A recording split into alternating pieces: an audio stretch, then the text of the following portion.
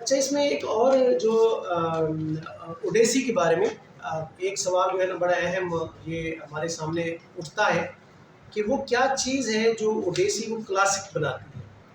تو دنیا کے جو مختلف کلاسک ہیں اس کے اوپر ہم بات کریں گے، لیکن ظاہر ہے ہم نے ہومر کی بات کی ہے، اوڈیسی کی بات کی ہے، تو پھر اس کے کلاسک ہونے کی جو نشانی ہے وہ بھی اگر آپ کے ذہن میں وہ ہو کلاسک کی تعریف، تو پھر آپ جو میں ابھی بتاؤں گا تو آپ جب اس کو کوریلیٹ کریں گے تو آپ کو یہ بالکل آسانی سے سمجھ آ جائے گی.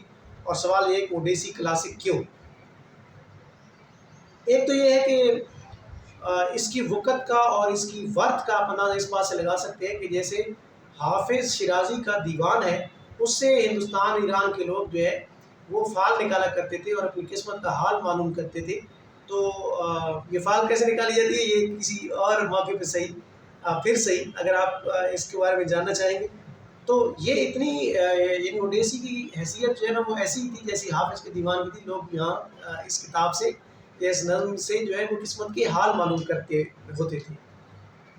اچھا، دوسری اس کی جو خصوصیت ہے وہ یہ ہے، اب یہ پہلی خصوصیت تو نہیں ہے، یہ تو میں صرف آپ اس کی قدر و قیمت بتا رہا ہوں کہ وہ کتنی اس کو مانتے ہیں کہ کتنی بڑی کتاب ہے. اس کی جو پہلی خوبی ہے وہ اس کی رنگینی بیان ہے. اس میں تشبیہ، استعارہ اور علم بیان، جدید علم بیان کی جتنی بھی قسمیں ہیں وہ ساری کی ساری اس کے اندر پائی جاتی ہیں، جو اس کو کلاسک کا درجہ دلوانے میں ایک اہم رول ادا کرتی ہے.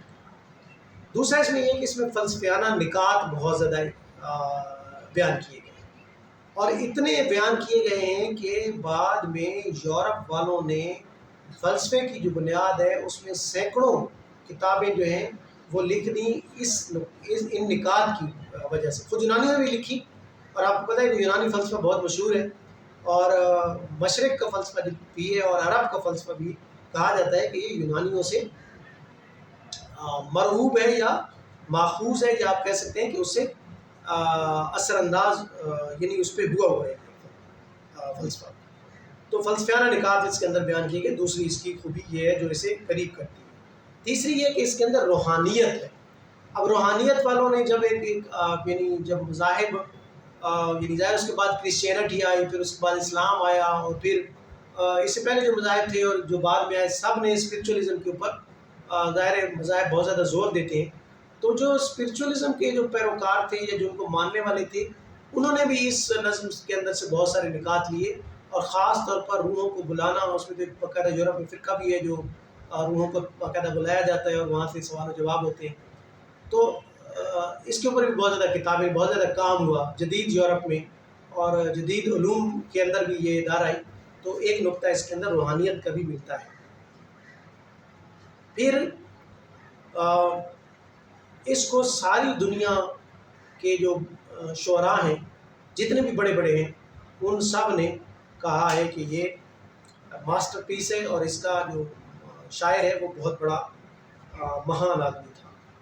محبت، دوستی، وطن پرستی کے لیے وقف کر دینا اپنے آپ کو. اس کا ہیرو ایسا ہے جو اپنے وطن کی محبت، مٹی کی محبت اور خاندان کی محبت، اقربا کی اور اہل وطن کی محبت اس کے دل میں کوٹ کوٹ کر بھری ہوئی ہے. لہٰذا وہ اپنے ماضی کی طرف لوٹ کر جانا چاہتا ہے. یہ آپ کو یاد ہوگا اگر ایک ہم نے جو کلاسک کی تعریف کی تھی وہ یہ بھی ہے. اور سب سے بڑی بات یہ ہے کہ کسی بھی موقع پر وہ گیو اپ نہیں کرتا، وہ ہتھیار نہیں ڈالتا. وہ کہتا ہے کہ میں نے واپس جانا ہے. جد و جہد اور عمل مسلسل جو ہے نا وہ اس کا ایک نقطہ یہ بھی ہے. قاری کے جذبات میں نفاست پیدا کرتی ہے یہ نظم، اور اس کی حص جمالیات کو جلا بخشتی ہے. یہ بھی ایک اس کی خوبی ہے. اور کس کے ذریعے؟ کرداروں کے ذریعے. کہانی چونکہ کرداروں کے ذریعے آگے بڑھتی ہے، منفی کردار بھی ہیں، مثبت کردار بھی ہیں، ایسے جزیرے والے بھی ہیں جو اس کا ساتھ دیتے ہیں، ایسا جزیرہ بھی ہے کہ جس پر اس کی لڑائی ہوتی ہے، پھر ایتھنی بھی ہے، پھر اس کے بعد جو سمندری دیوتا ہے وہ اس کا مخالف ہے، کانا دیو اس کا مخالف ہے، جادوگرنی اس کی مدد کرتی ہے، وغیرہ وغیرہ. یہ مختلف کردار جو ہیں ان کے منفی اور مثبت کردار، پھر غیر مرئی جو کردار بھی ہیں، اور پھر جو انسانی کردار بھی ہیں. تو ہر ایک قسم کا کردار جو ہے وہ قاری کے لیے ایک تو حظ کا سامان لیے ہوئے، اور دوسرا تفکر کا بھی بہت بڑا سامان لیے ہوئے ہیں۔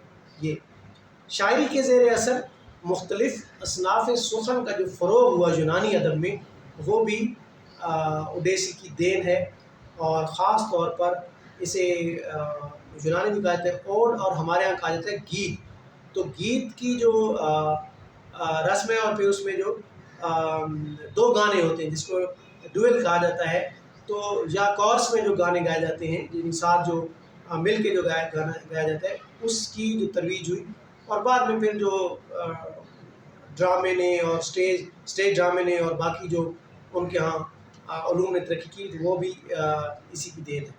پھر اس نظم کے ذریعے تنقیدی شعور پیدا ہوتا ہے، یعنی یہ کوئی جسٹ ایک سٹوری نہیں ہے کہ بس آپ سنتے جائیں اور وقت گزاری کے لیے کہانی بیان کی جا رہی ہے، نہیں، اس کے اندر تفکر کے، تدبر کے، سوچنے سمجھنے کے اور تمام تر تنقیدی وہ چیزیں موجود ہیں۔ مثلا ایک جو میں بیان کر چکا ہوں، وہ آپ یہ اندازہ کریں کہ بیوی کی وفاداری تو ہے، وہ تو اپنی جگہ وہاں پہ ہے، لیکن مرد کے اندر جو دل میں جو وسوسے آتے ہیں، ان وسوسوں کی تشفی اس نے کیسے کی ہے، اور یہ ہے وہ تنقیدی سوال جو اس نے اٹھایا ہے کہ انسان جتنا بھی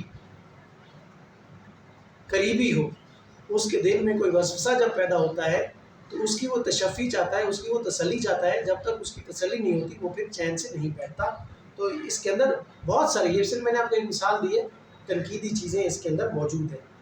تخیل و فکر کی آبیاری کرتی ہے، جس سے جدید جو ادب ہے اس نے بہت زیادہ خوشہ چینی اس کے اندر کی، اور آپ خیال کو جتنا بلند کر کے لے جائیں، یعنی آپ یہ اندازہ کریں کہ زمین کے اوپر جنگ ہے، سمندری سفر ہے، جزیروں کے اوپر قید ہے، جزیروں کے اوپر جنگیں ہیں، مختلف لوگوں سے جو ہے نا اس کی ملاقاتیں ہیں، پھر عرش کے اوپر جا کر اولمپس پہ زیوس دیوتا کی جو کونسل ہے وہاں پہ اجلاس ہو رہا ہے، خداؤں کا یا دیوتاؤں کا، بڑے دیوتا کے سامنے ایسی باتیں پیش کرنا، یہ تخیل کی بلند ترین سطح ہے۔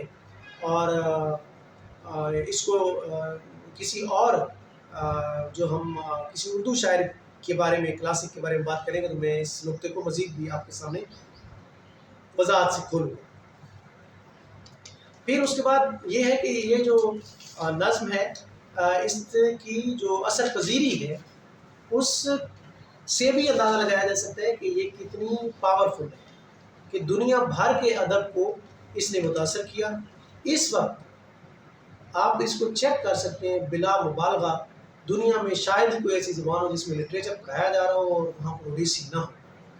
ایک تو یہ اس کا ثبوت ہے۔ دوسرا اس کا ثبوت یہ ہے کہ دنیا کے تمام زبانوں نے اس سے اثر لیا ہے، اور جتنی بھی جو بعد میں جو ادب تخلیق ہوا، اس میں کہیں نہ کہیں جو اسے کہتے ہیں ہومرک اثر، تو یہ ہومرک جو اثر ہے یہ ہمیں جگہ جگہ جو ہے یہ نظر آتا ہے، اور کیونکہ اس کے شیڈز اتنے زیادہ ہیں کہ کہیں نہ کہیں پہ کوئی نہ کوئی اس کی اس میں آ جاتا ہے اس رینج میں، اور ایسے لگتا ہے کہ جیسے یہ بھی وہیں سے اخذ کیا گیا ہے، یا یہ رنگ بھی اوڈیسی سے حاصل کیا گیا اور اس کو مزید نکھارا گیا۔